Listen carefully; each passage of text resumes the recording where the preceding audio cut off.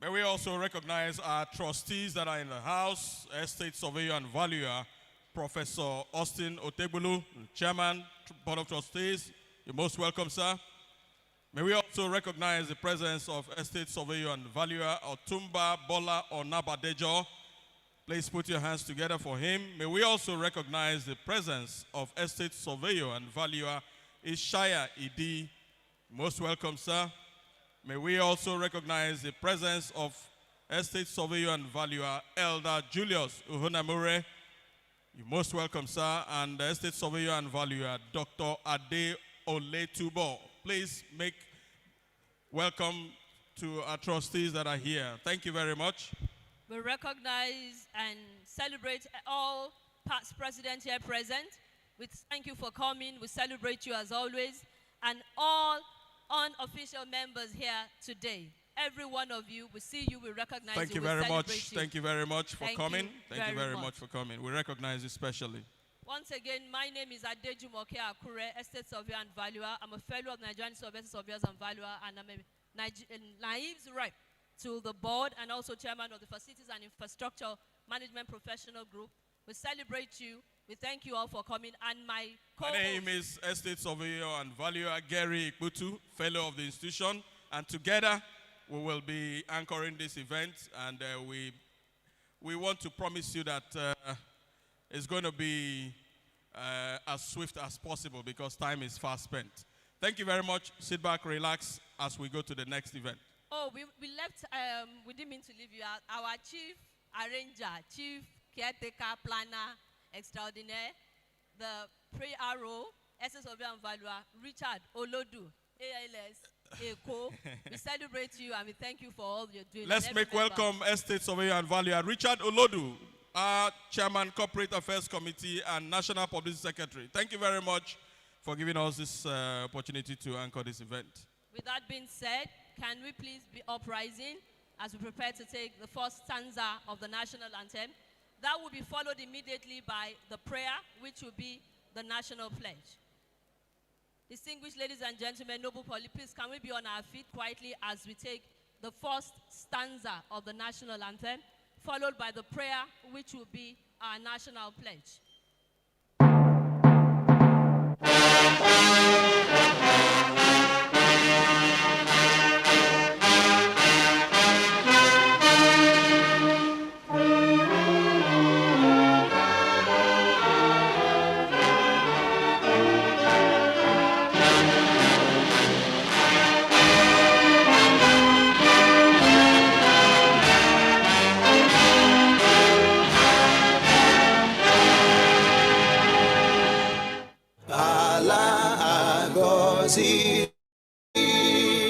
Obodo Chukwu Kabiabu, Obodo ahịa na ọrụ aka, steeti mbụ ekele, anyị ga-arụsi ọrụ ike, Igbo ndị mbụ, Abịa gadị ugwu, ebebere ugobere, igwe bụ ike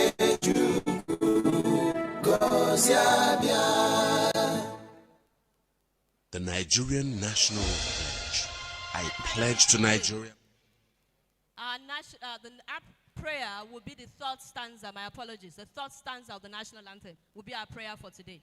Thank you. The third stanza. Please, 1, 2, go. O God of all creation, grant this our one request. Help us to build a nation where no man is oppressed. And so with peace and plenty, Nigeria may be blessed. Amen. Please put your hands together as you take your seats.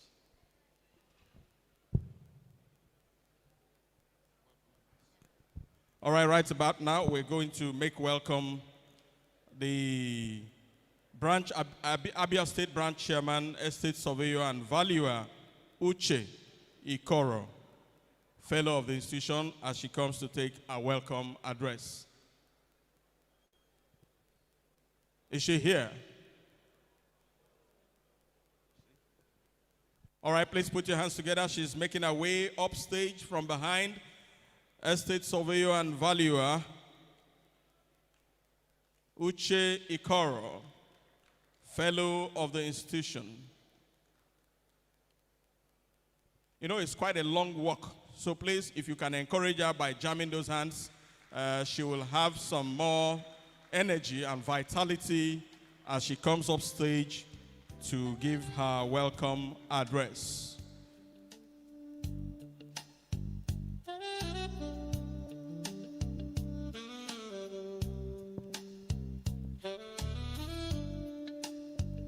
Thank you very much.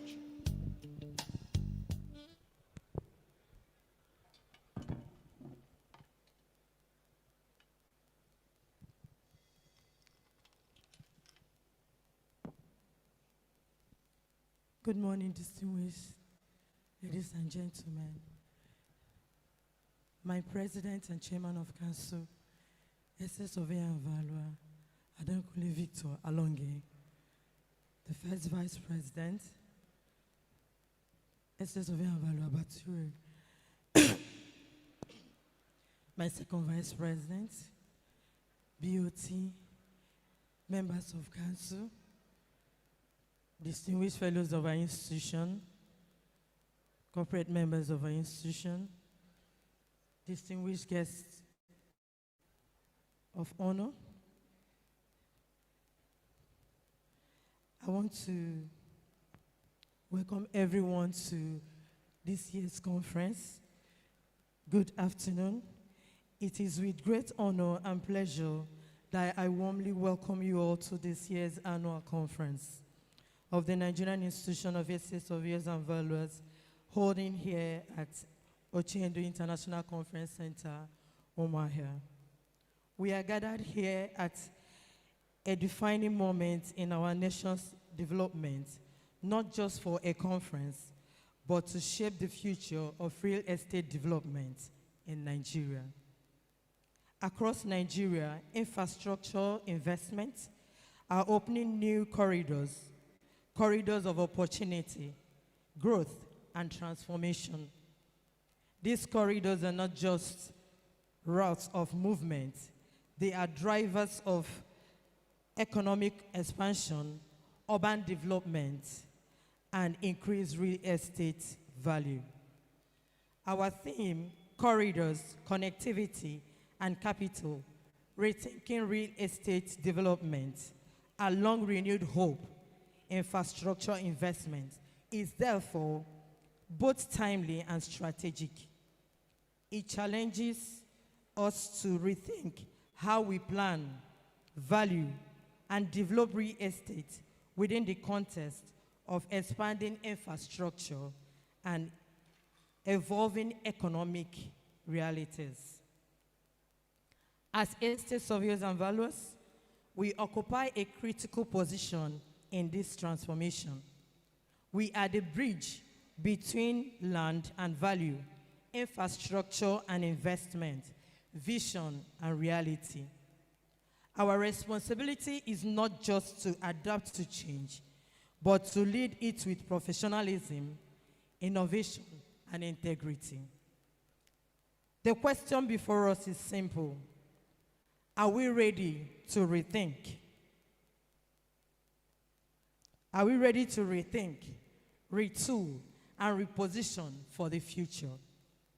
This conference is more than a gathering. It is a call to action.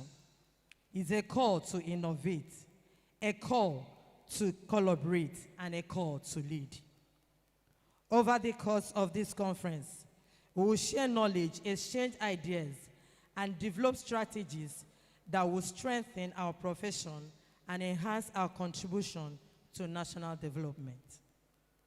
Let me sincerely appreciate the amiable governor of ABIA State on behalf of the Nigerian Institution of Estate Surveyors and Valuers and ABIA State Branch, Dr. Alex Chiomande Abia Oti, OFR, for your immense contribution towards the success of this conference,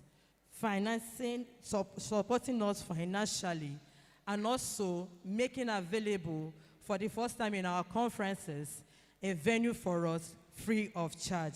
Please, let's put our hands together for our governor.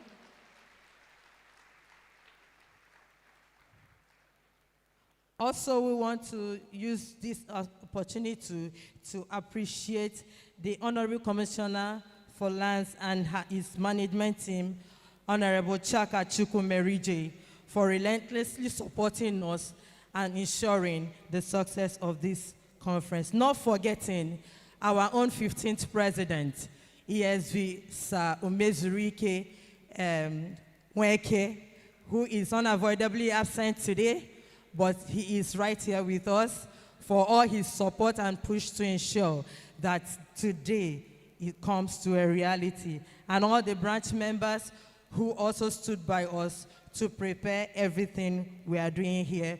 We say thank you, and to the management of the institution for giving us this opportunity. Thank you, Mr. President. To our guests visiting Omahia for the first time, we welcome you warmly and trust that your stay will be both productive and memorable. To all participants, we encourage you to actively build meaningful connections and take full advantage of the opportunities this conference presents. If we get it right today, the corridors we plan will not just connect places, they will connect prosperity, people, and the future of Nigeria. Once again, we welcome you all and wish you a successful and impactful conference. Thank you. God bless you. God bless the Nigerian Institution of Estate Surveyors and Valuers, and God bless all participants. Thank you. At this point, I call on my branch members to please come forward for the welcome rites.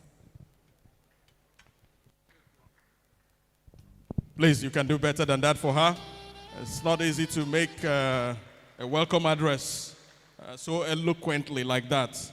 All right, so Abia State branch, the host branch, is going to be doing their welcome rites right about now. So all members of Abia State and the supporters club, please find your way up front here so that we can do the welcome rites as quickly as possible and progress with the event. Yes.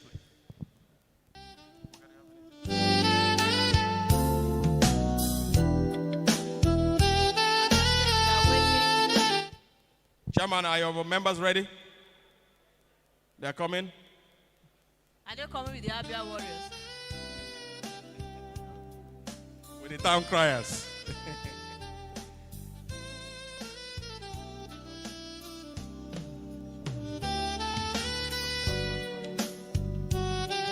Abia State also, so time is seriously not on our side.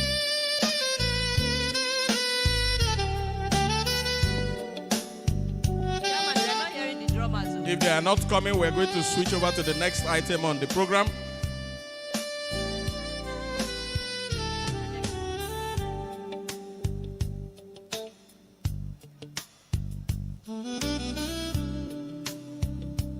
Please, Abia State Supporters Club, please. Let's come out to join them and make this worthwhile.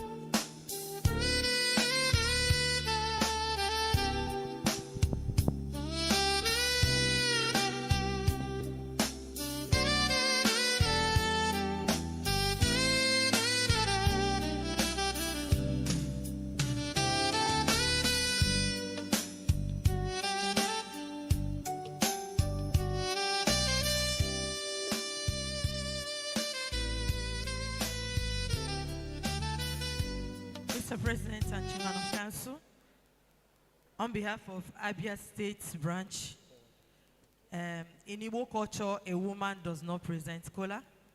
I want to use this opportunity to call High Chief, Estate Surveyor and Valuer Tony Ororoka, to do the formal presentation of the kola note.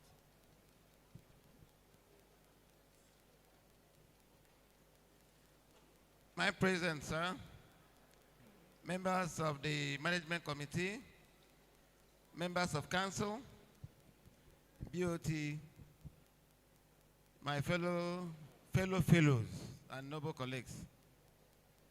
Let me use this opportunity to welcome us to this 56th conference being hosted by ABIA State. You're welcome to God's own state, a state where you will experience uncommon hospitality. In the tradition of the institution, we normally present cola, and it has to be in the language that the beneficiaries of the cola will hear, not the cola will hear. So, Abia State, Wetanoji, Ejinambata, the members of the Nigerian Institution of Estate Surveyors and Valuers, all one Bataka Emery. In Nigeria, I'm sorry for those who want to understand what I'm saying. In Nigeria, I am with Empuria, I am with Emilia, in other Osris, 7 day, Adventist, Roman, Catholic, faith, tabernacle, you only goes in Osris. So the institution, the branch, now I support Ogia, so that Ogada with the sum of 100,000 naira. And I go back here. Mr. President, this club is not too good for that money. With due respect. So I support here. Ogia with 100,000 naira. So the God. I am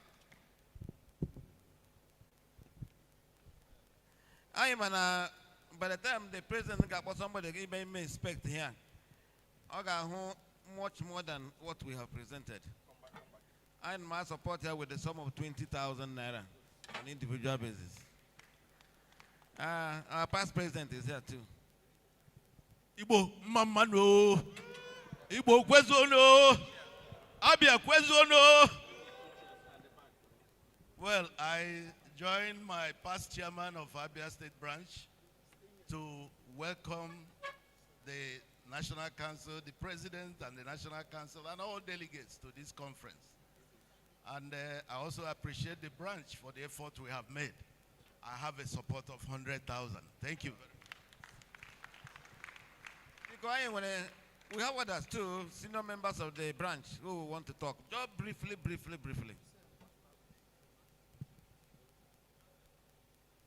Abia kelenu. Abia kelenu.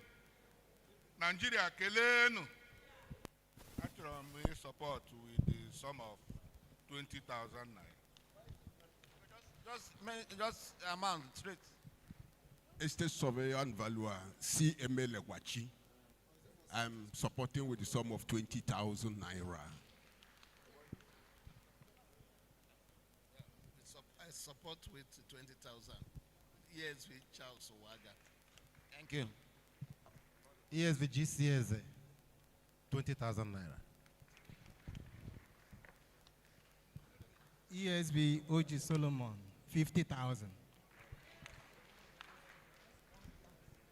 ESV Dr. Kelechi Oparugo, 10,000. ESV Favor is a 20,000. ESV Nwoke the Chigos, 20,000 naira. ESV Nkechi Chukwuemeka, 20,000 naira. ESV Ulake Kuribe, 20,000 naira.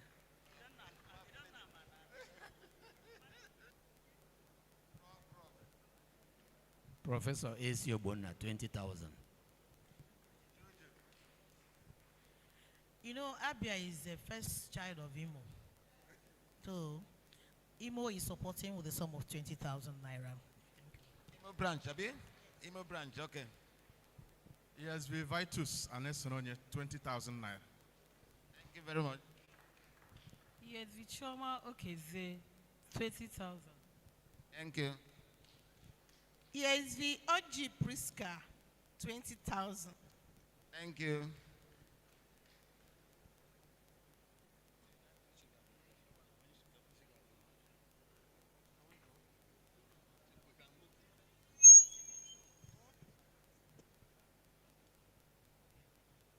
ESV Onoha Ogechi, 50,000. Thank you. ESV Lillian Ejimo for 20,000. I want to support with a sum of 15,000. Joy Steven. I support with some of 10,000. Thank you. Thank you. ESV Kogalama, some of 50,000. Thank you. We have powerful ladies in this branch. Powerful ladies. Mr. Chairman. And as the branch chairman, I'm supporting 50,000. Thank you very much. A round of applause, please, for... Sir, if I give you this microphone, it's 100,000, though.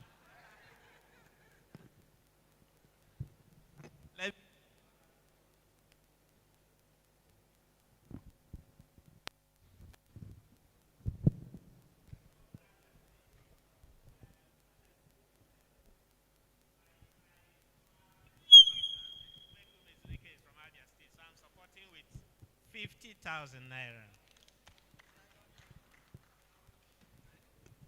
Thank you very much. Please, a round of applause for the contingent of Abia State. Please, as they go back to their seat, can we give them a round of applause, please? Now, to get things moving, I want to welcome on stage for his opening address, opening remark, the President, the 26th President and Chairman of Council of the Nigerian Institution of Estate Please Affairs and jam your Finance, hands as he makes his way upstage. Go ahead. ESV Victor Adekule Alonge, PNIVS, FRICS, and fellow CIOD, the Awokoshe Omoluabi of Odua.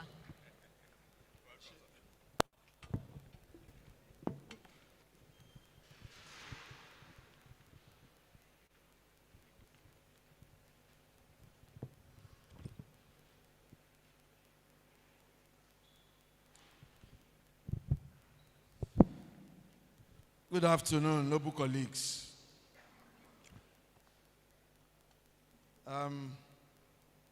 Let me apologize for us starting this program late. I think it was due to miscommunication. I think myself, the first and the second vice president, we've been ready for more than 2 hours. We were waiting. They said they are still arranging the hall. So we were just sitting, waiting. So we didn't know that the hall was ready. So please pardon us. But we'll try and make sure that we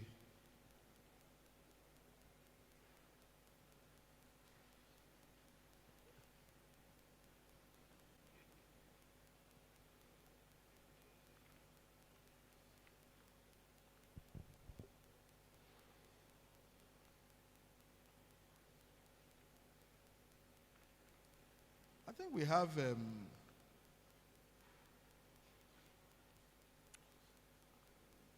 the address is on page 17. Incidentally, it will be the address for today and tomorrow.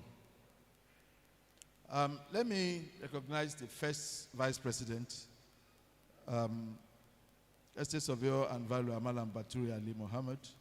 The second vice president, Estate Surveyor and Valuer Dr. Emmanuel Mark, members, the chairman and members of the board of trustees, the management committee members, past presidents here present, members of council, elders and fellows of the profession, noble colleagues, also delegates and participants at this conference, gentlemen of the press.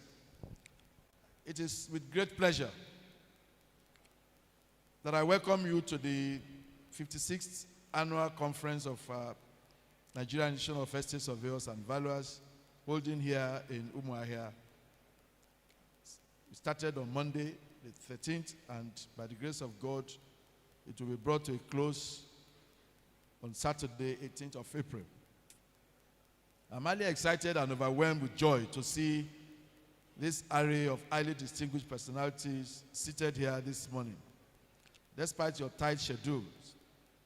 This is an indication of your high regards for our profession, evidence of your belief in its vision and objectives of promoting the highest standards of estate surveying and valuation practice in Nigeria. It is also an appreciation of our contribution to national economic development. We are especially honored and highly elated by the rare privilege of having you in our midst today. This is a proud moment for us, and we appreciate your presence. I want to sincerely welcome and thank, in particular, His Excellency, the Executive Governor of Abia State, Dr. Alex Chioma Oti, OFR. He has been very supportive of hosting of this conference.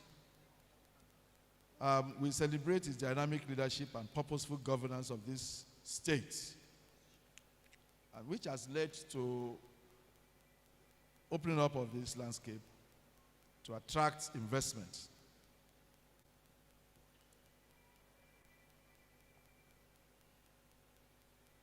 I also want to appreciate the government functionaries that we'll be expecting tomorrow, including the Minister of Housing and Urban Development. As this conference is our flagship event, the conference has established itself as the premier program for cutting-edge insights into the power of real estate in building wealth and in driving national economic development. The conference, in addition, has and will continue to serve as a pivotal platform for knowledge exchange, for discussions that foster innovation and collaboration by real estate practitioners, industry experts, and critical stakeholders, tailored towards redefining real estate practice for value delivery in our nation and across the world. Just as we started 6 years ago, we converge on this city of Umuahia this year in the spirit of visionary critical stakeholders to X-ray, highlight and analyze investment in real estate development as corridors and catalysts of infrastructure investment for sustainable economic development, particularly under the renewed hope regime. Distinguished guests, ladies and gentlemen, it is an understatement to say that Nigeria has been facing infrastructural challenges over the years. Nigerian Institution of Estate Surveyors and Valuers has followed with great concern deteriorating state of infrastructure which the current administration at the federal level and even some state government are critically addressing. It is against this background that we have gathered for these few days to explore the vital issues of real estate development, how it can stimulate investment in infrastructure and ultimately economic growth and development, improve quality of life, support national prosperity and security, especially when it is channeled through investment-enhancing corridors. For this year's conference, the institution has chosen the theme, Corridors, Connectivity, and Capital, rethinking real estate development along renewed hope in infrastructure investment. I could not think of a more appropriate theme at this auspicious time. Since it is not within my purview to encapsulate the breadth and depth of our full deliberations within my opening address, I will only enjoin all participants to meaningfully engage in the conference sessions and to make the most of the opportunity, even as I wish us all very beneficial. I ever seek your indulgence to allow me to outline the overarching goal which this unique opportunity represents for our nation. NIESV 2026 conference has been strategically designed to transcend our accustomed trajectory. This year's edition offers a critical opportunity to interact with major industry players, critical stakeholders, and policymakers, and share our perspectives on the connection between real estate development and infrastructure investment corridor, a critical aspect of economic growth and development. More emphasis is on innovation with a vibrant and sustainable economic development in view, even as we highlight and articulate options that enhance a thriving real estate development, interconnectivity of quality infrastructure, and real estate investment corridors.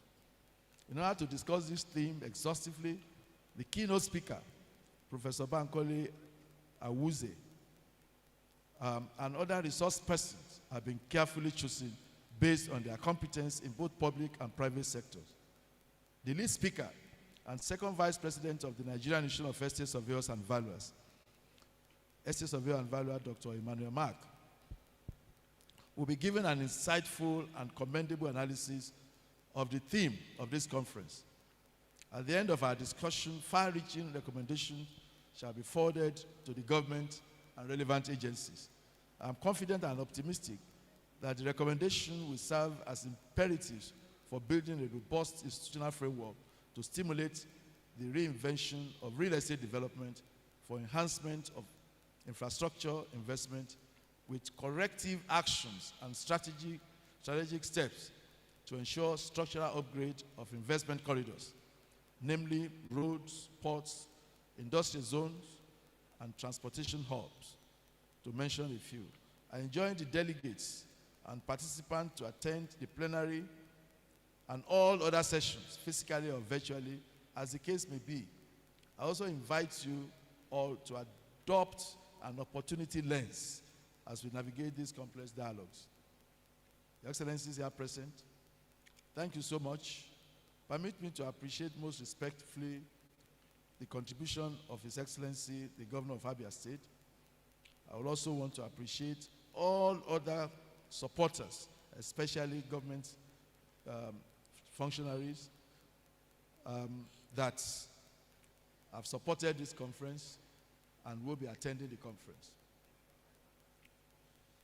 I also want to thank the keynote speaker, Professor Awuze, who flew in from South Africa in order to be part of this conference. Invited guests, distinguished noble colleagues, and gentlemen, I welcome you again to this annual conference of the Nigerian Institute of Estate Surveyors and Valuers. Please enjoy the fullest, the rich menu of the conference and that of the city of Umuahia.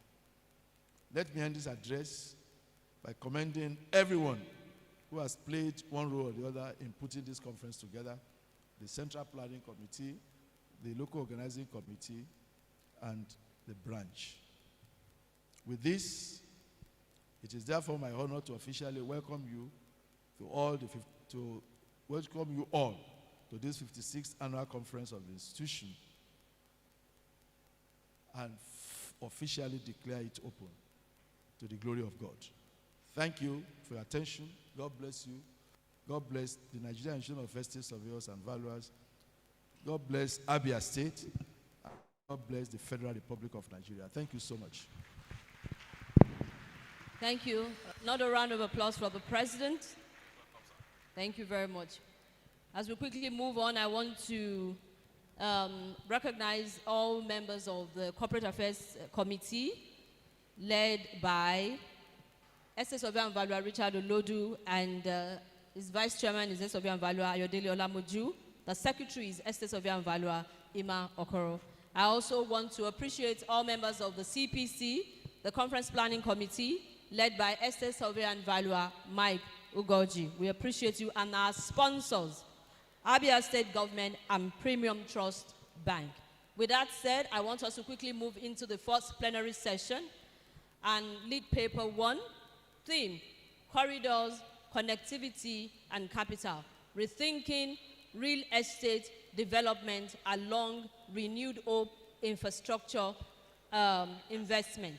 Ladies and gentlemen, noble colleague, please make welcome the second vice president of the great institution, Estate Surveyor and Valuer, Emmanuel Mark, PhD, FRICS, SRWA, FMP. Please, let's continue. Please put your hands together for our second vice president, Estate Surveyor and Valuer, Obumname Mark, as he comes to take the next item on the agenda.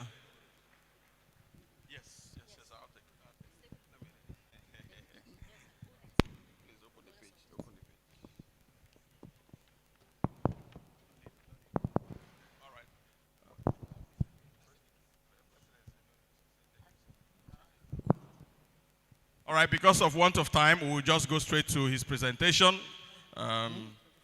Thank you.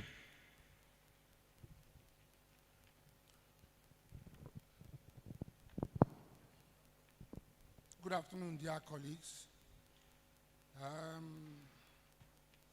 Like I said in our last year's conference, it's indeed a privilege to deliver the lead paper in our national conference. This is the second one, and like I said, I'm privileged because you did elect me as your second vice president. So constitutionally, it is constitutionally I must do this. So the topic for this, the theme for this conference is corridors, connectivity, and capital. Rethinking real estate development along renewed hope infrastructure investment. I think I sent the slides. There are slides that I sent to Maureen. No, this is the paper. There are slides I sent.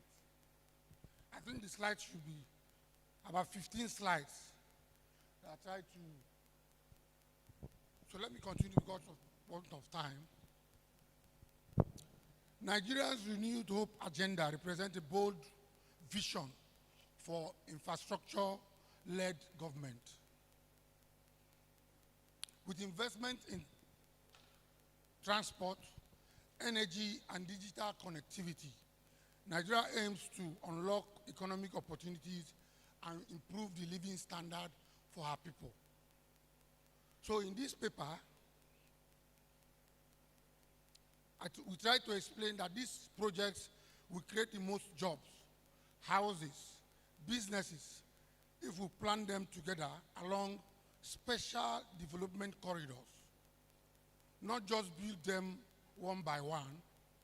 When the transport, electricity, and internet comes to the same area at the same time, land becomes more valuable, companies move in, and new opportunities open for everyone. So in this paper also, we use Abia State as an example to show how proper planning can turn these big projects into real benefits like affordable homes, markets, and jobs for ordinary people.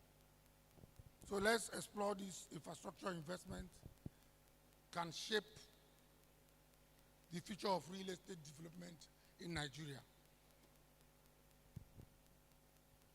Agenda overview.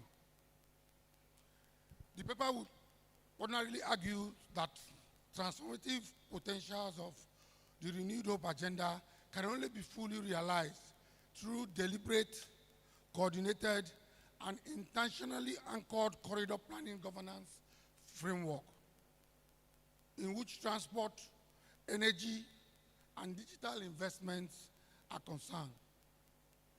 Renewed Hope agenda is built on 3 interconnected pillars that will drive Nigerian economic transformation points. The first, in our opinion, is transport modernization, upgrading our roads, railways, and ports to improve connectivities and logistic costs. Energy expansion, increase access to reliable and affordable energy to proper industries and homes. And thirdly, digital connectivity, expanding broadband access and digital services to drive innovation and economic growth. So together, these pillars will have more integrated and competitive economy, unlocking new opportunities for real estate development and investment. Theoretical foundations. The impact of infrastructure on economic development is rooted in two theories. The first is the agglomeration economy. The second is spatial economy. Agglomeration economy tells us about the concentration of economic activities, and that the concentration of economic activities drives productivity and growth. This concept tells us that when businesses and people are physically close to each other, it leads to increased productivity, increased economic growth, innovation, and creativity. So what does this agglomeration tell us? That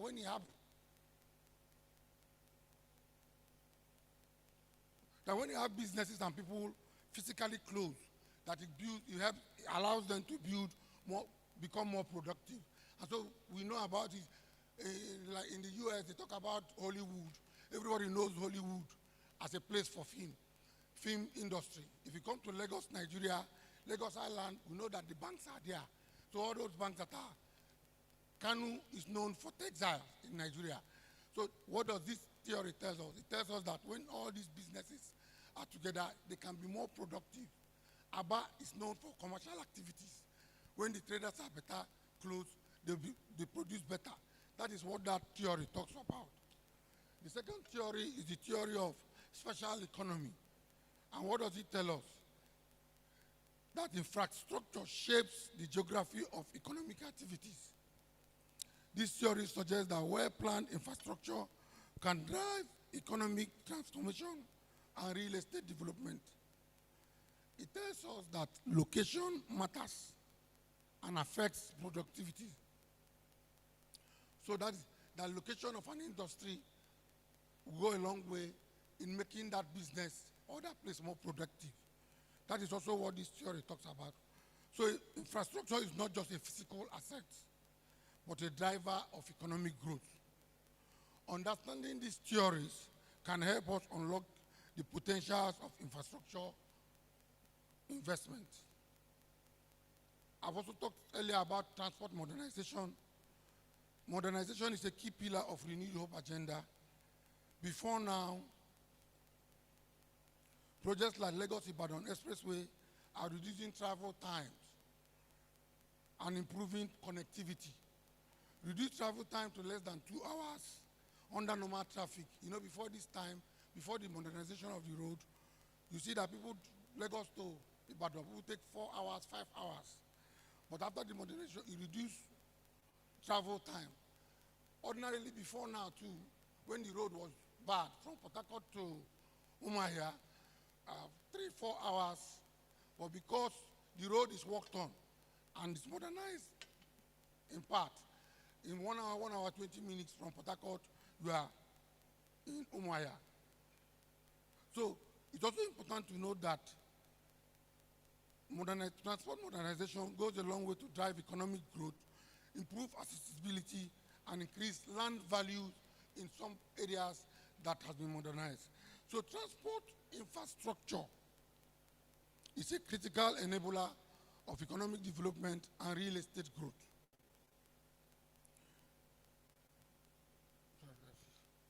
It's also important to talk about energy infrastructure. It will go a long way. Energy is the backbone for economic activities, and it will go a long way to increase also productivity and land value in. Digital connectivity is another point that I need to note. Digital connectivity is transforming the way we live and work. Investment in fiber optic cables and digital infrastructure are also key drivers. So digital connectivity, in our opinion, is a key driver of economic growth and real estate investment. So digital connectivity is a game changer for Nigeria economy. So let's go into the issue. The issue is issue of corridor planning framework. This is a framework for integrated development, not just single development, but integrated development. Effective corridor planning requires structured framework. And one of the framework one is spatial delimitation. So for us to do this, you must define the corridor boundaries. So you don't just develop infinity. There must be a boundary that you must confine yourself to. The second is structure integration, infrastructure integration, combining transport, energy, and digital investment. So you cannot just go and do energy or digital investment or roads. These factors must be combined to get the value and the investment moving like you want. The third is land governance, managing land use development, and this is ensuring secured land tenure, capture land, increment for public benefits and all that. So the framework put together enables integrated development and maximizes impact at all times. So corridor planning is key to unlocking development potentials. So the real estate opportunities, infrastructure as a value creation tool. Infrastructure corridor development generates real estate value through multiple mechanisms. Policymakers, investors seeking to leverage infrastructure investment for spatial planning and objectives. So for us, infrastructure investment creates new real estate opportunities, industrial park, logistic hubs, commercial development are all driving growth. So improved infrastructure will always increase property values and attract investment at any point. So for us, infrastructure is creating new wave of real estate opportunities. When infrastructure is in a spot, it goes a long way in creating new estate opportunities for us. The ABIA State case study, like I said earlier, the ABIA State Industrial and Innovative Park is ABIA State flagship development corridor project under the renewed hope agenda idea of planned group. So what ABIA State did is really what we are talking about today. Is the idea is inspired by the renewed hope agenda, or the idea is telling us what the renewed hope agenda should be. This, in our opinion, is the most integrated corridor development in any subnational level. So in Nigeria, this is the most visible corridor development, integrated corridor development that we have. It is located with access to Enugu-Port Harcourt Expressway, and is strategically close to Aba and Port Harcourt. It is a 2,000 plus hectare where government is deliberately putting roads, steady power, gas pipeline, water, internet, factory plots together in one place. The innovation part means that it includes tech hubs, training center, research and development spaces, so businesses can create new products, not just assembling them. So this is what the Abia State government is doing in the Abia State Industrial and Innovative Park. They are creating an ecosystem of land, of power, and all tech that will accompany that land, such that people can go and open their businesses there, and real estate will also boom in the environment. So why does this matter? For businesses, instead of hunting for land, power, and permit separately, firms get everything in one park. That it will go a long way to cut costs, and then the startup time. So what does it tell us? That what Abia State have done is that it is helping people, small businesses, to just go into a place instead of going to get part in meat, buying your own generator, and getting internet. Government have provided all this, so businesses can just go in and start operation, pay what they need to pay and start operation. For the communities, the park is designed to create 20,000 plus direct jobs and both the local supply, houses, shops around it. So land nearby becomes more visible, valuable, because people want to live and work close to where they have opportunities. So for the communities, this is going to also help them get jobs for their people. Their properties will also increase in value. But people want to live around where their work, their offices are. So this is kind of opportunities that this is what that park will do to the estate ecosystem in that environment. For Nigeria, this is also a live example of corridor thinking infrastructure. Land governance plus finance working together so projects don't get stalled. So the bottom line is that Abia State takes the growth highway idea and build it as a self-centered engine. Roads, power, land rules, finance meet in one place, and the prosperity spreads. So that is what Abia State have done. Land, road, power, digital infrastructure, everything in one place. And so that will also move the land values in that area. Businesses will move and the economy will grow. The Abia State government also did, that's also a road they are doing, a new corridor. Umaya, Ikoku, Eyimba Road. This dual carriage road connecting Umaya to Ikoku Junction, Eyimba Town, constitutes the transport spine of Abia corridor development. By improving mobility, creating travel, reducing travel times, and lowering logistic costs, the corridor creates accessibility improvement, generates land values appreciation, and stimulate commercial and residential development. As you can see, these are what the roads you go. This corridor is also creating in Abia State. The road directly serves the industrial park, facilitating the movement of goods from Aba industrial base to regional markets.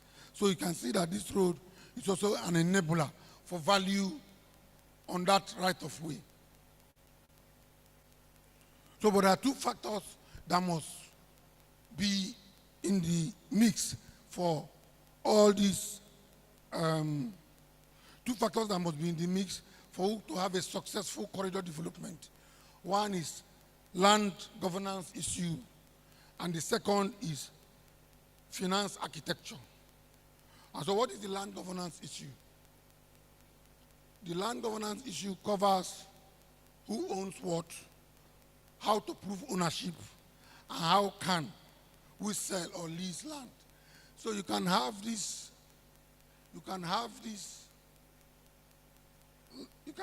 infrastructure, power, but if the land governance issues are not sorted out, nobody will come to invest.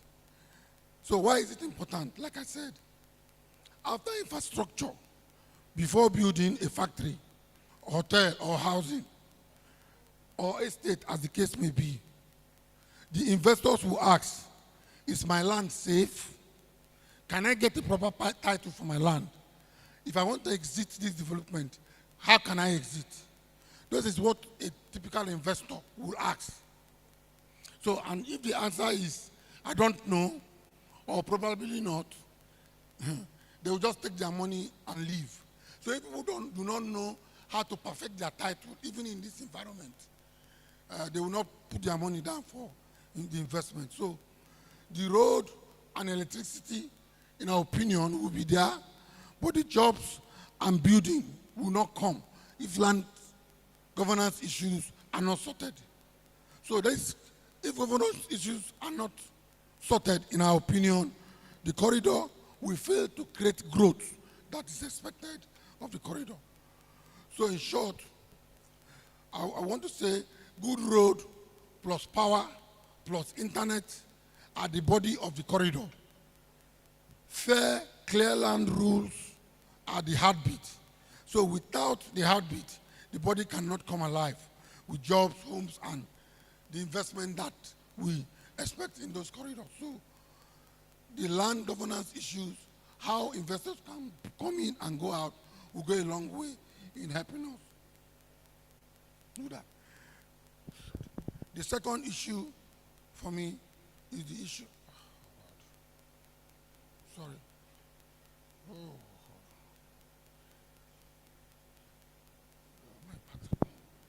The second issue is the issue. Sorry, my battery just went down. I have 2 minutes to round up. Sorry. My system, my PowerPoint just went down. The battery is off. So the second issue is the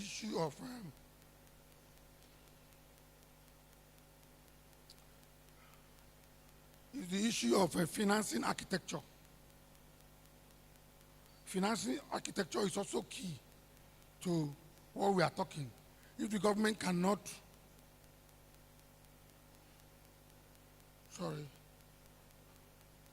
yes, financing architecture is also key.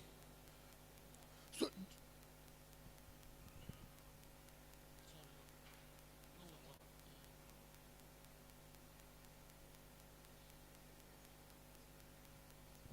yeah, okay, financing architecture.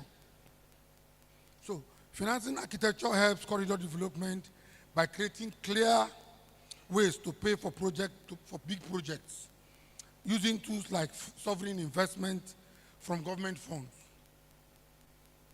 PPP is also another way of financing corridors, where government and companies share cost and risk, and land value capture, which uses the extra money land makes from new roads and power to fund projects. So when these options are well planned, money flows in, projects get faster, and the corridor can maintain itself without relying on government funding. So summarily, by way of conclusion,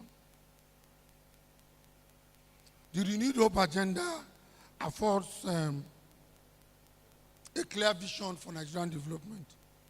Corridor planning can drive economic growth and real estate development. So, but effective governance and financing is critical for success.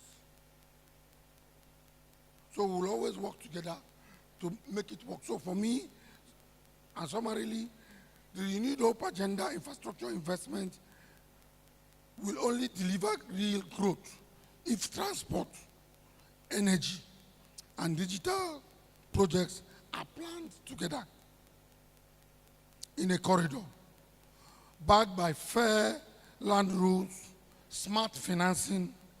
Using ABIA State as example, this paper shows that coordinated planning turns infrastructure into jobs, homes, and business for ordinary people. Thank you, and God bless you.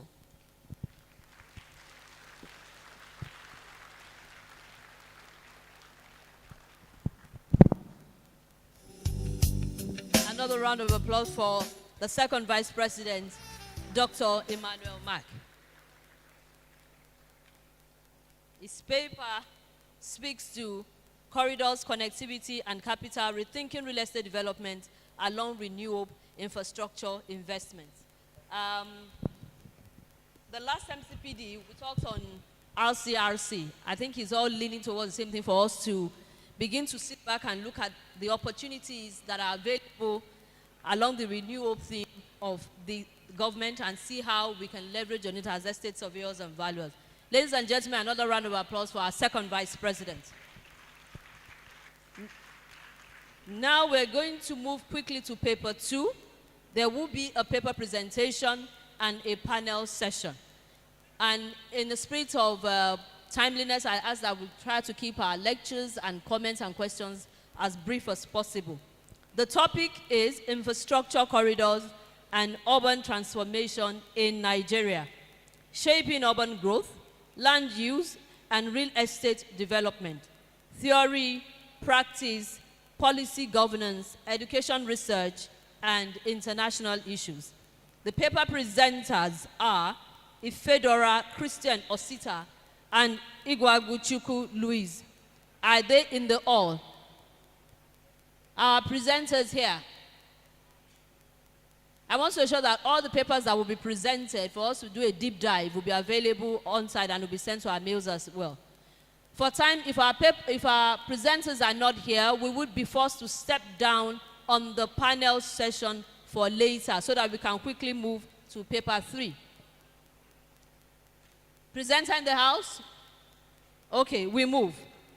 Paper 3, which will be presented by Survey and Valuer Dr. Emmanuel Akinrele Alao. Topic, corridors, connectivity, and capital. Rethinking.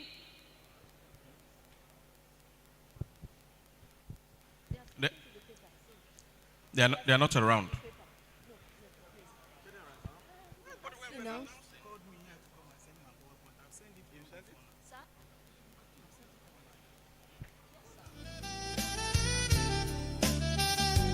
All right, please, if the presenters are here, can you make your way up stage?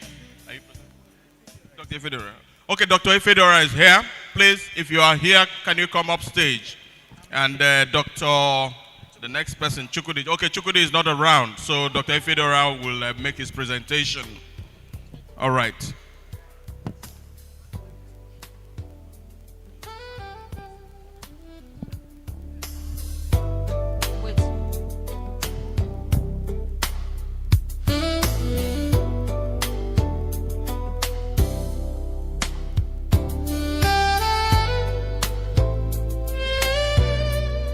Panel is after the paper presentation, sir. The paper will be done before the panel session. Thank you very much, Mr. President. So the presenter is here. He will take over from here now. Thank you, Dr. Ifedora, presenting on infrastructure corridors, urban transformation in Nigeria, shaping urban growth and land use and real estate development. Well, as we all know, Nigeria's major city, particularly, we captured Lagos and Abuja, and we can see that they are actually experiencing unprecedented growth. And this rapid urbanization also presents both immense opportunities and then significant challenges that causes some strain on existing infrastructural development. And as part of that, we actually considered the issue that has to deal with infrastructure, and the paper was able to analyze the current stage of the infrastructure development corridors in Lagos and Abuja, and then going to the growth issue and land, we looked at the direct effect of the urban land, the land use, and then real estate. And then for sustainable development, we also identified opportunities and challenges for sustainable development, and then we explored the best practices from developed countries, 4 of them, and then we were able to come out with the policy development. And so we all know that both cities and Abuja and Lagos we are considering are witnessing major infrastructure projects that is aimed at reducing congestions. And then most of the projects that are the intent there, we talk about the Lagos-Calabar Coastal Highway, and then when you go to Abuja, several of them, some of them is the Southern Express, which we can find around Uye Bridge and then Prison. And then the National, which are about the Lagos-Abuja 400 kilometers, that is super highway aiming to cut out the travel time.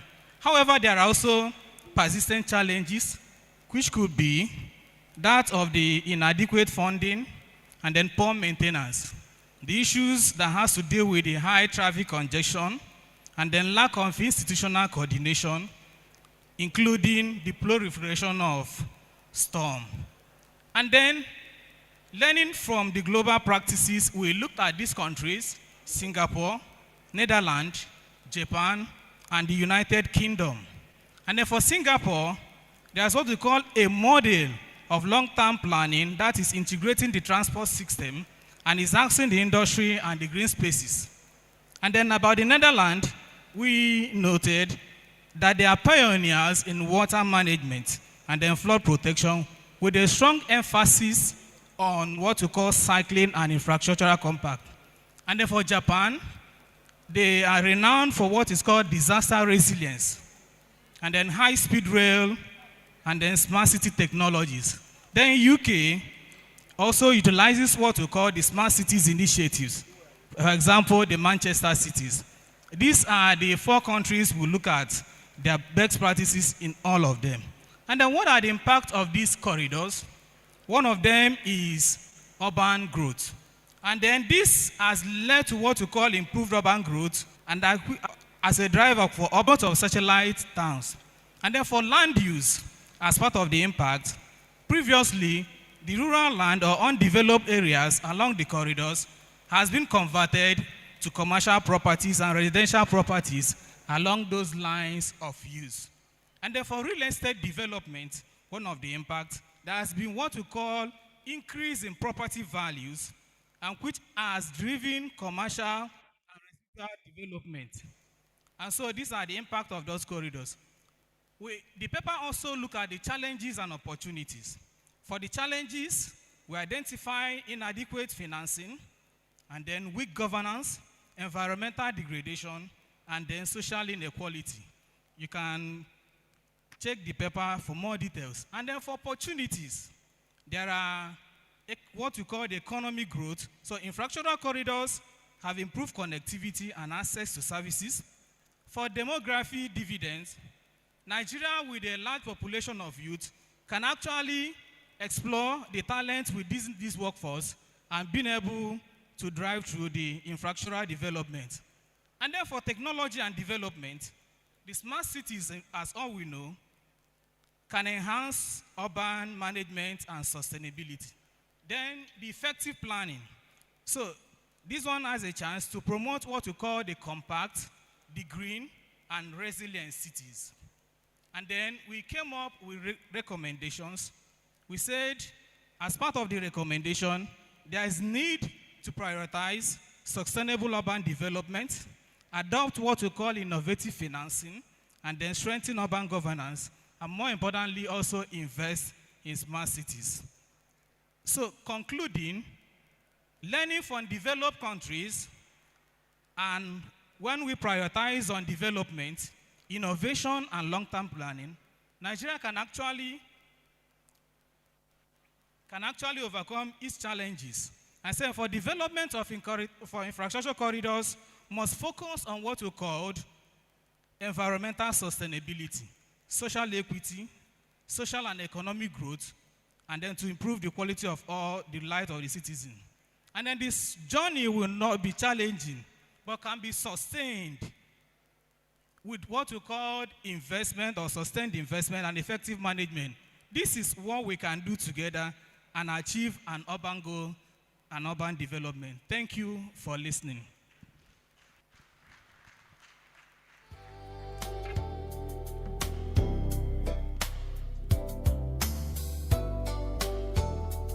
Dr. Ifedora, thank you very much. Round of applause for our speaker, please. I think one of the things that holds sway is to say environmental sustainability. As we all know, this is the only space we've got. This geographical space called Nigeria is the only space that we can carry out a lot of these benefits and the infrastructure investments that we've been talking about in this particular paper. Thank you very much, Doctor. We quickly move on to the panel session. And I would like to invite upstage the panelists, Estate Surveyor and Valuer Professor A.C. Ogbonna, to come upstage. Estate Surveyor and Valuer Francis Okpaleke, Estate Surveyor and Valuer Professor Gambo Yusuf, and Estate Surveyor and Valuer Mrs. Jovita Nnametu. The moderator should be Estate Surveyor and Valuer Dr. Samson Agbato, but he is unavoidably absent. But in his stead, we will have Estate Surveyor and Valuer Emmanuel Ebeda. So can all the panelists and moderator come up stage, please? Professor Bona, NIESV Francis Okwaleke, Professor Gambo Yusuf, Dr. Mrs. Jovita Nametu, and the moderator, whom I'm told I have to learn how to pronounce the surname. Apologies. Yes, please, you're leading.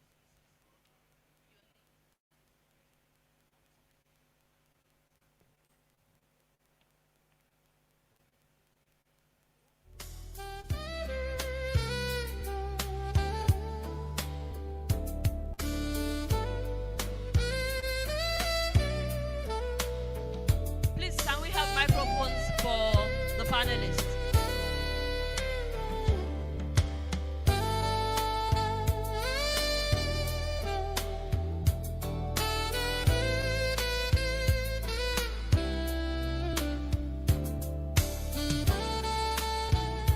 All right, good afternoon, everyone. My president, yes, sir. My president and everyone present. This session is actually going to help us achieve three things. And because of our time, we're going to put it together briefly, right? The first thing is that from a little survey that was done, a random survey, it was discovered that most of us estate surveyors do not even understand the concept of infrastructure corridors. So we're going to start with that so that at least after this conference, everyone here understands what it means when we say infrastructure corridor, right? With examples. And then we will look at the role of estate surveyors and valuers, you know, in the whole concept and where opportunities lie for us, right? So we have wonderful and brilliant people in the panel. I would start with ESV Dr. Jovita Nametu. You are the only female on the panel, so let me start with you, ma. All right, so please, what are infrastructure corridors in your own understanding, ma?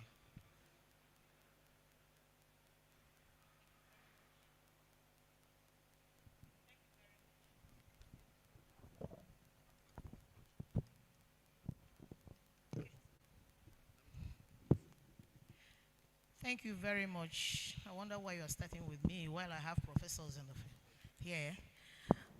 Well, we've had a lot of things about infrastructure. We've had a very nice paper presented by our second vice and by the last doctor that's here, Ifediora.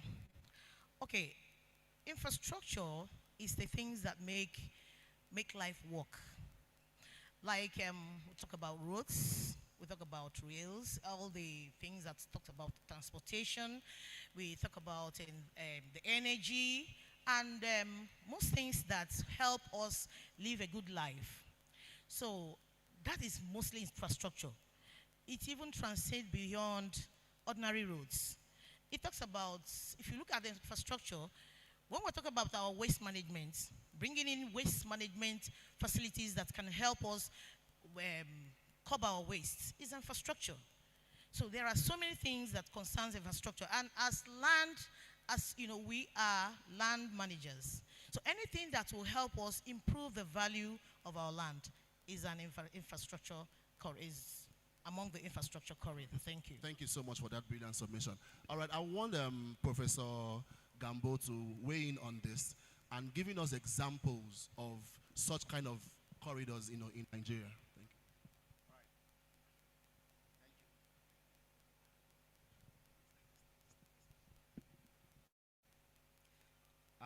Thank you very much, moderator. I'll start by saying that we have a very brilliant topic, and I want to suggest that we stop making our theme overly academic. This is a gathering of gown and town. Please, we should make it simple So let me go straight to the question. Infrastructure corridor. She rightly explained, and picking from what the second vice president said, this is a linear, long distance combined infrastructure, not just only roads. On one hand, horizontal and vertical infrastructure. On the other hand, we have soft and hard infrastructure. So infrastructure corridor, it's a combined, road network, rail, energy grid, and data connectivity. Simply put it that way. Thank you. Thank you so much, sir. I think we learned something new from this. We have hard and soft infrastructure. When we say hard infrastructure, we're talking of roads, rails, and all of that. And when we talk about soft ones, we're talking about internet connectivity, data management, and all of that. Governance. Right? And governance. Finance. All right. Thank you so much, sir. I would like to go to ESV, Francis Opaleke. From the paper presentation, it tried to link, infrastructure corridors to urbanization. Right? Can we say that this has been the case in Nigeria? Right? And would we say there have been social equity, from our infrastructure corridors in Nigeria? Thank you. Thank you very much. From the paper presentation and contributions of my fellow panelists, well, the connection between infrastructure and urban growth is a key driver. Real estate, most infrastructure projects are anchored on land and land resources. You cannot do roads without addressing land issues. You cannot do airports, rails, seaports, all the key infrastructural projects. They're all based on land. So that is why land is key. And the issue of corridor is moving infrastructure from the plane of engineering project to a real estate project. And I think that's what the present government is doing, looking at it as investment, stimulating the economy. There are statistics, every road project, every housing project, they have multiplier effect. They touch the economy. So when it is well planned, the impact will be much. I think that's the whole essence of the present government concept. So the whole line, they're all land-based, connected. And historically, urban development follow infrastructure.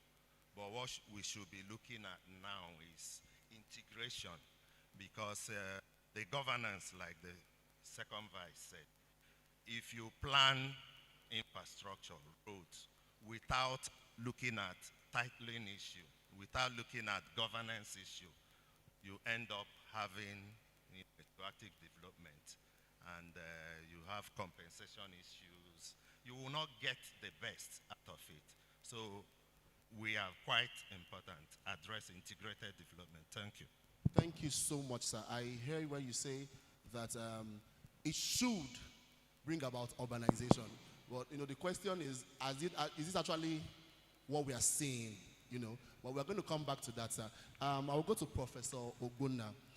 We have witnessed ribbon sprawl. There's something called ribbon sprawl, right, with infrastructure corridors development in Nigeria, where once there is an announcement of an infrastructure, or where there is presence of construction of an infrastructure, we see people developing things even without planning authorities or planning permits, and then we see scattered development in all of the places, right? So how can we curb this, or what can we do as asset surveyors and valuers to bring about policies that can actually help in curbing this ribbon sprawl?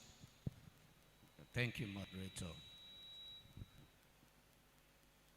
Like the phrase goes, we all are familiar with when we see a ribbon, particularly when the ribbon has a loose end.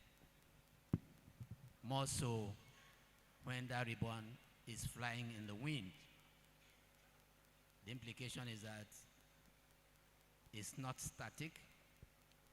By that we mean that development is not planned. So first and foremost, governance has to come in based on well thought out policies. And that is where estate surveyors and valuers as chief advisors on land and land use should come in. More so those in the public sector, so that the master plans are well thought out and strictly adhered to. And therefore, when government on its part is planning infrastructure, it must follow these master plans, policies, and properly regulated with incentives to even the private developers. That way, we have run a ribbon development which just follows the whims and caprices of developers, and at the end of the day, generates more challenges to urbanization. Thank you so much for that brilliant submission. All right, so I want to bring it to academics, right?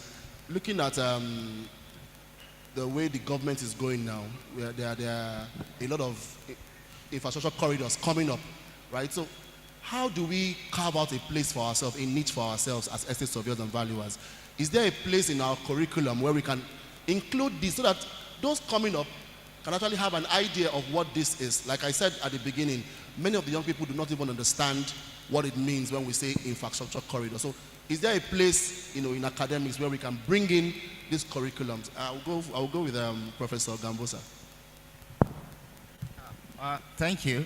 We are not students of infrastructure or transport, but it's very important we keep abreast with a place of current knowledge by incorporating some of these topical issues in our curriculum, most especially infrastructure. And you actually, I don't know if we are doing justice to this. There are, to my knowledge, about 9 infrastructure corridors in Nigeria. About 9. We have the Abidjan, Lagos corridor. We have Lagos Coastal Highway. We have Agri-Sokoto Super Highway. We have Abuja, Kano, Zaria, and that's about 1,068 kilometers. Estate surveyors need to understand how these things operate by incorporating them in our curriculum and also advising on the land use. Also, we are first point of contact when a project like this is to be carried out by providing feasibility studies, environmental impact assessment to avoid sprawl, unwanted development along these corridors.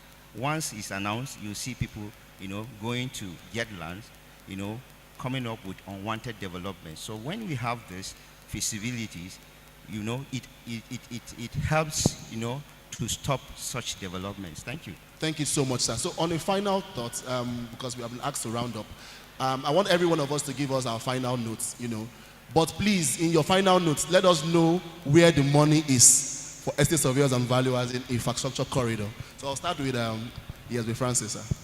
Okay. As a practitioner, we're all practitioners, but 3 of my colleagues are strong in the academia. What we'll look at, beyond valuation, and that is the key investment aspect of it. We have to predict value, anticipate value. Investment advisors look at opportunities on these corridors, all our skill set, comes into play in advising both the government and the clients. And we should also be active participants. Thank you so much, sir. Okay, my own is in part of our, especially the public servants, people who work in the ministries. They will be able to advise and be able to cash into whatever government is doing. And because wherever there is good infrastructure, we talk about the land values, the increase in land values. So like my fellow panelists said, we really need to advise the government on the area to go to. And because they should also know that if there is an increase in the value, it will affect the government in terms that taxation, land taxes, and all those things, betterment levies and all those things. And people will be willing to do those things if they see that they have good roads, they have good infrastructure. So I also want to beg the public servants to also remember that there are also estate surveyors and valuers, and they should also put their neck up in order to advise the government better. Thank you. Thank you so much, ma. All right, Professor, sir. Well, my colleague rightly said, we can manage ourselves by providing such professional services like the one you carried out, valuation for compensation. And it's very important we understand the place of feasibility studies to identify and dictate floating values, and also advise on compatibility and complementary. They are two different things. Land uses. Thank you. Thank you so much. Professor Ogbonna, sir. Thank you. I think we need to start with those in the public sector. As we live here, our colleagues in the public sector should review the government's master plan, particularly the infrastructure master plan, so that we can be sure that they are properly thought out. One. On the other hand, our colleagues in the private sector, particularly NIESV as a body, should be able to review these master plans, study them, and develop policy guidelines that will help government drive its programs. That way we can deliberately influence this development and how these jobs are done, and therefore, you talked about where the money is. We can make money. Thank you. Thank you so much, sir. Thank you, everyone, for listening. I hope that we have been able to at least understand what infrastructure corridor is about and how we can play our part as estate surveyors and valuers. I want to thank ESV Dr. Jovita Nametu, ESV Francis Opaleke, ESV Professor Yusuf Gambo, and ESV Professor Ogbonna for being on this panel. And thank you to my senior partner for the opportunity to represent him, ESV Dr. Samson Agbato. My name is ESV Emmanuel Ebede. Thank you, sir. ESV Emmanuel Ebede and the panelists, we thank you. Thank you very much. Please, can you all stand there so that they can take a group picture? Group picture.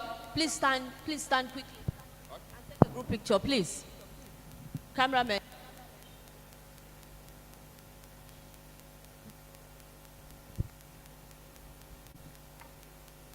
Can the president come up and take a picture with our panelists?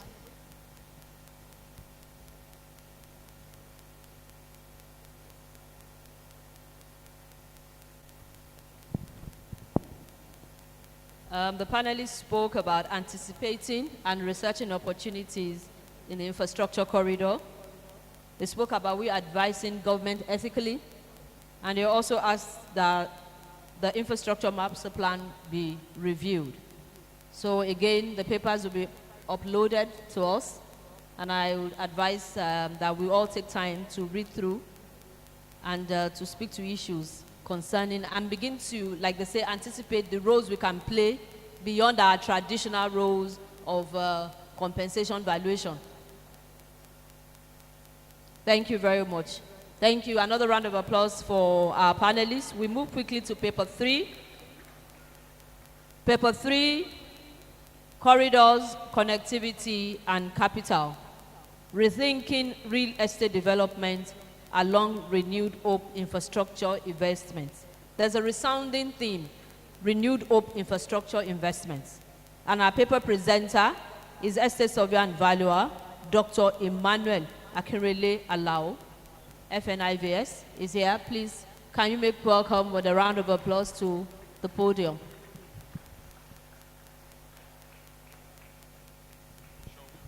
We can do better than that with our clap offering as he comes to make his presentation. This way. I have been telling everybody their minutes secretly, but it seems that I need to announce it. As the president says no.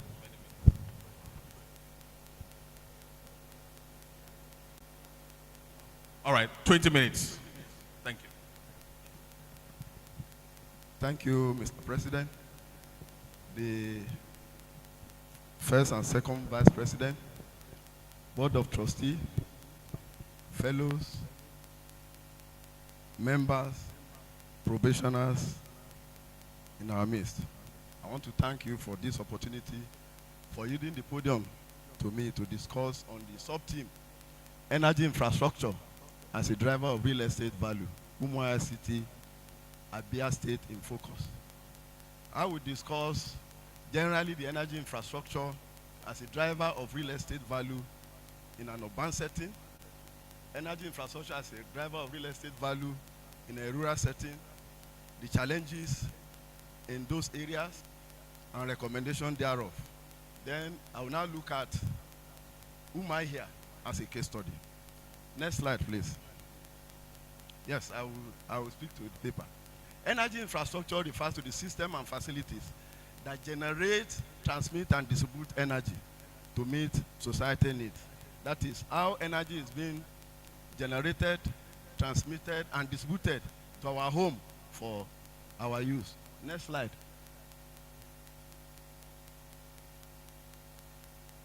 Next slide because of my time. Then we talk of how energy infrastructure drive real estate value. Energy drive real estate value in terms of accessibility. Where there's energy infrastructure, there is increased accessibility in those areas. Energy infrastructure drive real estate value when to curb increase in economic activities. With energy, local business like shops, residential properties thrive, thereby boosting demand for properties. Also, energy infrastructure drive real estate in terms of economic growth. Energy projects can spur economic activities, improve living conditions. Where there is energy infrastructure, there is always improved living conditions, especially when you have solar power, which become more attractive nowadays. In Nigeria in particular, we are still on the second slide, please. I've moved on. In Nigeria in particular, solar power mini grid boosts rural property value. You also agree with me that proximity to major projects like energy projects, like gas pipeline, also impact on real estate values. There are specific examples. Some specific examples of energy infrastructure that drive real estate value in Nigeria. We have solar power mini grids in rural areas where communities have reliable solar energy, and this increase property value even in rural areas. And in gas pipeline project, we have industrial real estate where properties that are near gas pipeline, like African gas pipeline, which becomes more valuable due to access to energy infrastructure. Renewable energy hubs, area with solar or wind farms, also attract investors and also developing increased land and property values. The implication of real estate development in Nigerian solar power mini grid. Increased investment in rural real estate. With energy setting, developer might target rural areas for affordable housing, commercial spaces, or agri projects. Rural urban linkages with energy infrastructures, improved energy and infrastructure could make rural areas more attractive for satellite towns.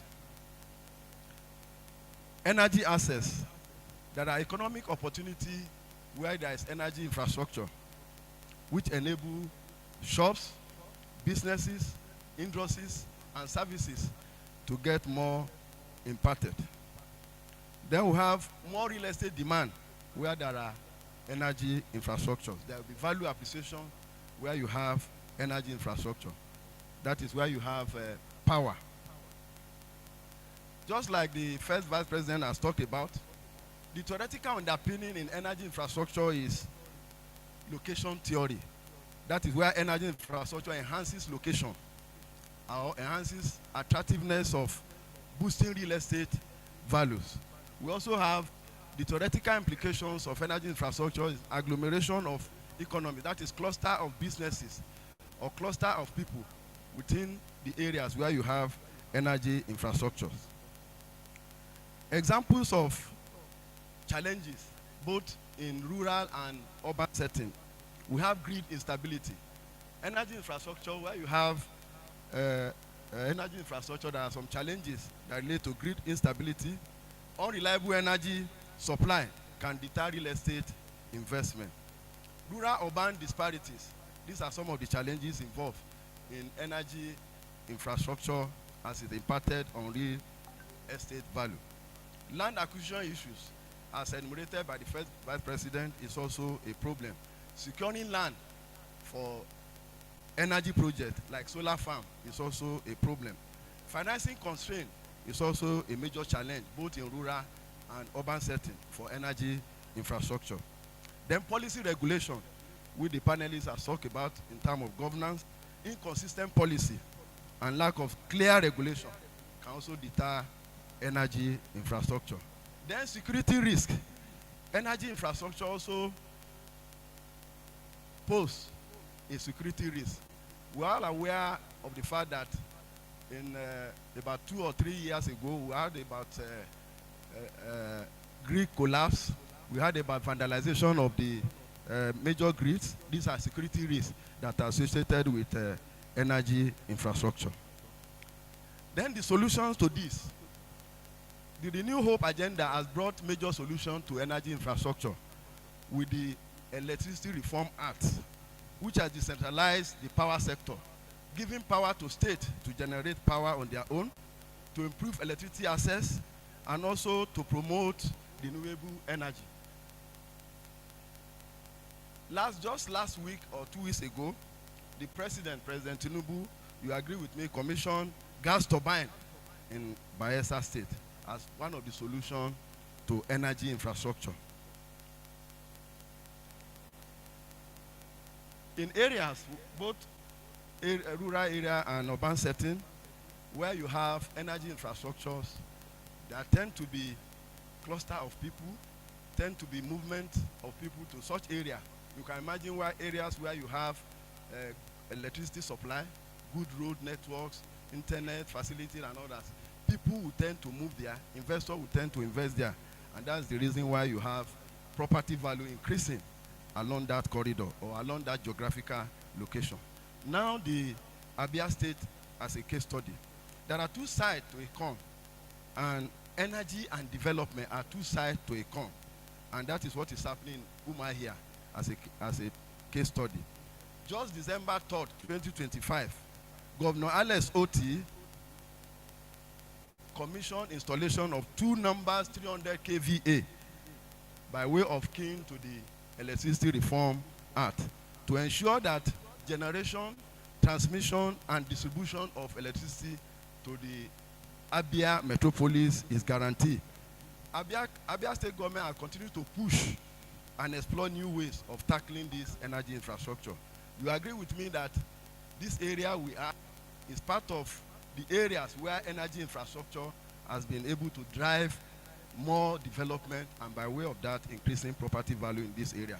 You see different types of property coming around, different types of development around this area. This is part of what the governors achieved. To Governor Alex Oti for his bold leadership in this area, for unyielding commitment to value creation in energy infrastructure.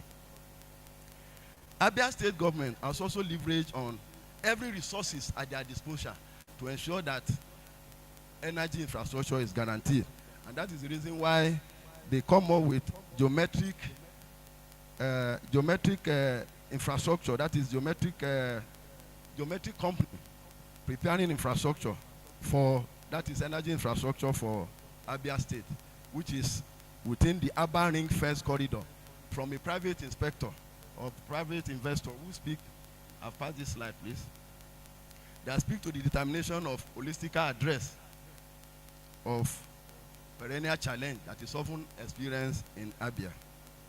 The slogan of the governor as it relates to energy infrastructure is that it is a good contention that access to electricity should be a right and not a privilege reserved for only the rich in the urban center. This is the slogan that is driving the government and driving the governor of Abia State to ensure that it is a right and not a privilege reserved for only the rich. And that's prompted the creation of Abia State Electricity Regulatory Authority that was set up to reposition electricity market in the state as a model for reliability and transparency and fairness in generation of electricity.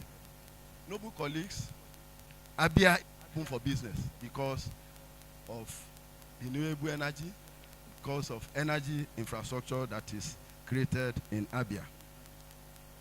And for all of us, no matter where you function in the chain of energy infrastructure, there is a market for you here in Abia. Governor Alex Otti also, through the geometric power to Enugu, other southeastern states, as a practical way of achieving regional energy sufficiency and accelerated industrialization, has ensured that Abia, because this geometric power concept, it took Abia, according to the record, 20 years to develop this energy infrastructure, and therefore calling on all other states within the region not to embark on the 20-year project as it does, but to ensure the generation of this power to their doorway.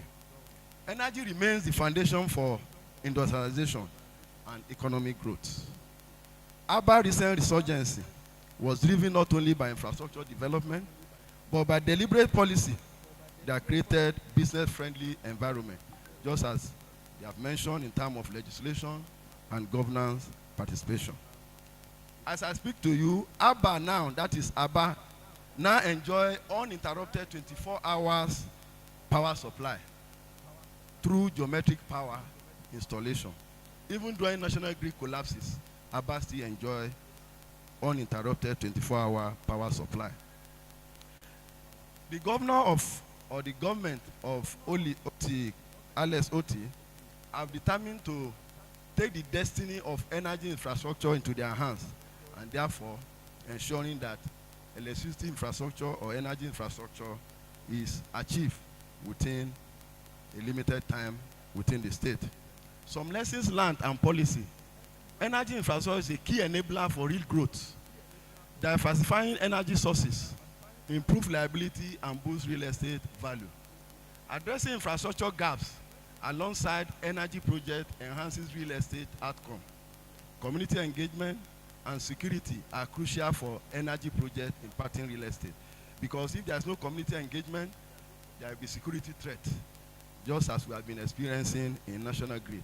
Now, Abia State is not relying on the national grid. Policy implication. Next slide, please. Policy implication. We need to prioritize energy access, ensure energy infrastructure development align with real estate growth plans, encourage private investment, just like the Electricity Reform Act that guarantee public and private sector-driven energy infrastructure. That is PPP, to boost real estate link infrastructure. By this, development will continue to crop up and property value will increase along that corridor. Streamline regulation, simplify land acquisition and permit for energy projects impacting real estate. This has been discussed by the panelists. Next slide, please. In Nigeria, this could mean focusing off-grid solution for rural area to boost real estate. I've talked about solar energy and incentivizing green building in cities like Lagos or Abuja. Next slide. Further specific policy recommendation is energy real estate linkage. Government need to mandate energy assessment for new real estate projects to ensure energy needs are met. Incentivizing green energy that will offer tax breaks or grant for real estate developers using solar, wind, and other renewables. For this, for developers or investors that have embarked on energy infrastructure as a PPP. They should certify green energy for them, offer tax break for them, so that they can benefit or maybe be encouraged to carry on with such. Rural energy access. We need to prioritize energy infrastructure in rural area to spur real estate growth and reduce urban migration. Like I've mentioned that I'm touching on rural area, I'm touching on urban area, and I'm also looking on the challenges involved. Next slide. Implementation strategy, PPP framework. These are what the Electricity Reform Act has created. Regulatory streamlining, capacity building, data-driven planning, that is using GIS and data analysis to plan energy infrastructure for real estate growth areas. Next slide. You can see areas where you have energy infrastructure, good road, waters, because nobody will want to build houses or businesses where there is no road or water. You see, a case in point is the Victoria view we have on that slide. Next slide. Next slide, please. In Nigeria, we look at Lekki. Lekki years ago was mostly farmland and swamp. But now, development of Lekki Eco Atlantic City project, improved power supply like gas plant and solar project nearby, has also impacted on real estate value in that area. Better road and infrastructure has impacted on the real estate value. Lekki transformed into a prime real estate now. Another example is FCT Abuja, where you have energy infrastructure, power plant and transmission lines are being prioritized in Abuja, and that is where you have investors coming into Abuja for development. Areas like Gwarimpa, Wuse, Metama enjoy this energy infrastructure, and you can imagine what is the value of property in those areas. Next slide. Noble colleagues, energy infrastructure have said that if prioritized, often boosts real estate value. Not only that, it also checkmate security and avoid security threats. This is what we can see in the next slide. Can you play the next slide? Energy infrastructure, how it boosts security surveillance.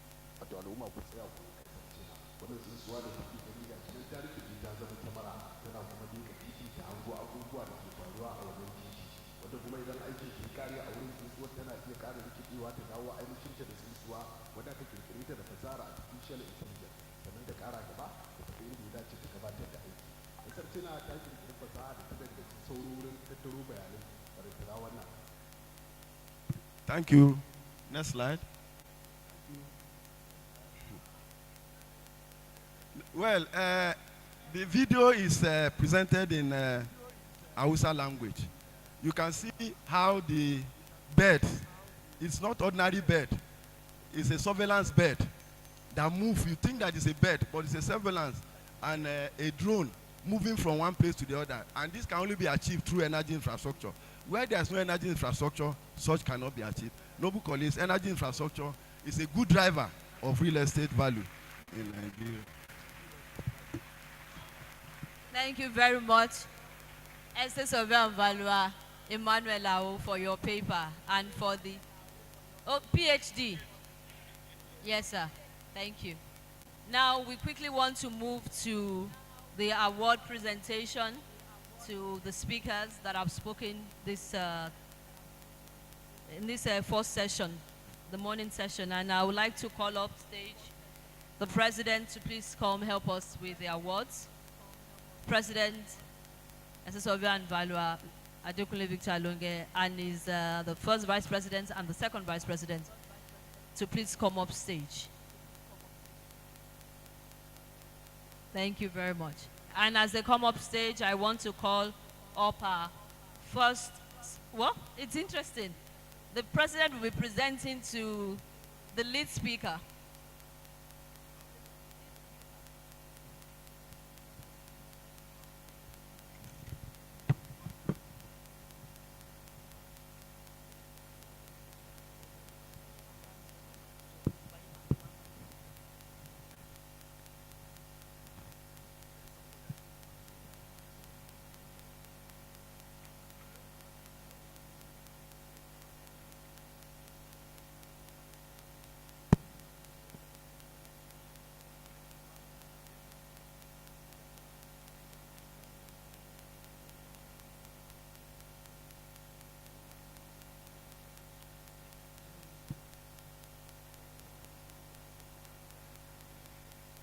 first person I'll be presenting to is the lead paper presenter, ESV.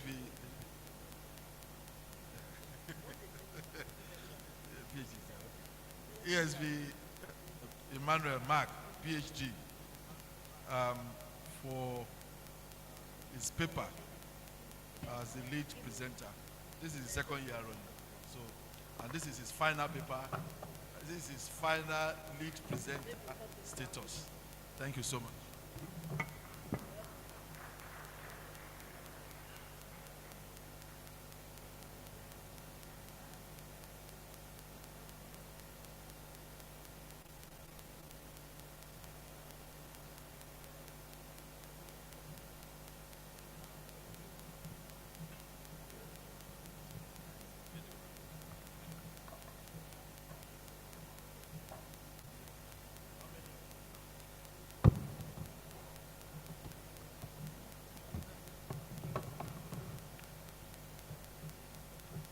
Thank you very much, distinguished noble colleagues.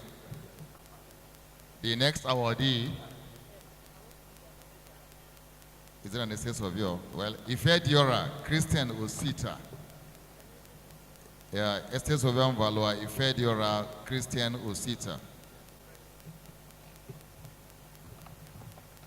Where is he? He steps out. So, we'll step it down. Thank you.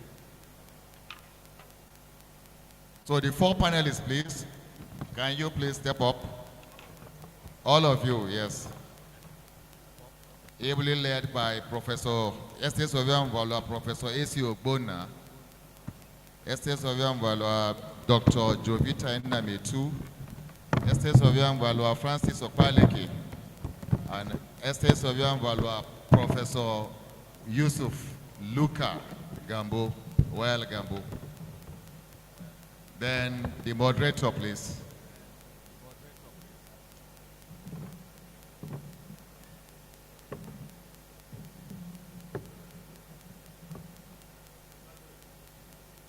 Emmanuel,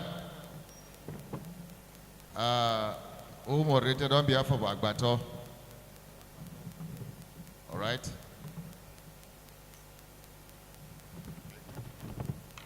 Estate Surveyor Professor A.C. Ogbonna.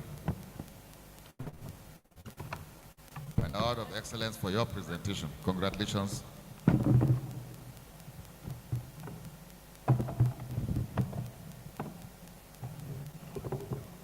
Okay. Estate Surveyor Dr. Jovita Nnametu. Congratulations.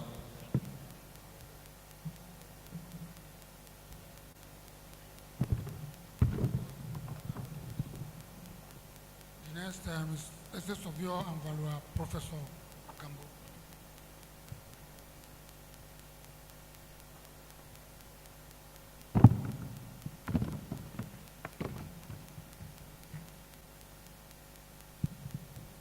Estate Surveyor and Valua, Francis Okpaleke.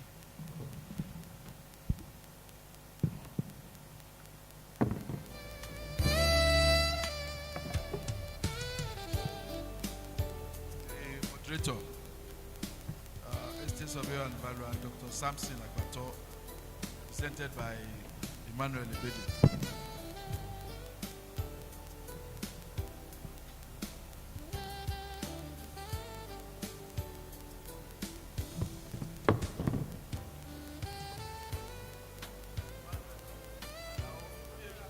Manuel Alao, PhD.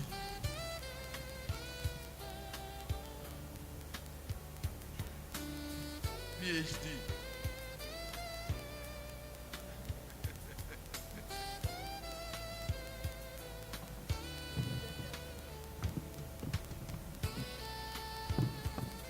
Senior Special Apostle. PhD.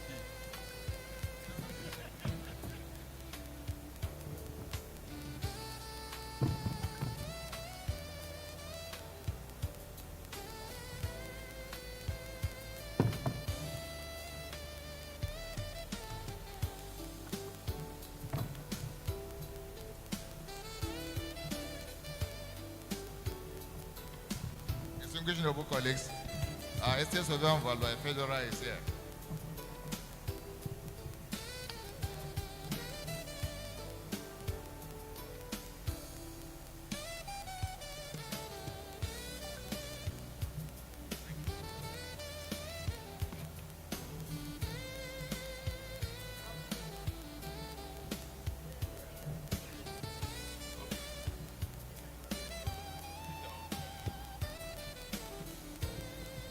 All right, please put your hands together for all the awards given to the presenters and the panelists. Thank you very much. We now move over to tea break. I think time is far spent, so let's do our tea break now. All right, I've been told that management, our guests, and all council members will go to the right and then take the tea break, and fellows will follow to the right. And then associate members, students, probationers will go to the left row on my left-hand side. That's where you go for the tea break. Yeah. So all past presidents, of course, everybody will go to the right for the tea break right about now. Please, for associate members, please just remain seated. We'll take it row by row. We don't want that place to be rowdy. So management, guests, council members, past presidents to my right, and then fellows will follow thereafter, while others to the left-hand side. Thank you very much.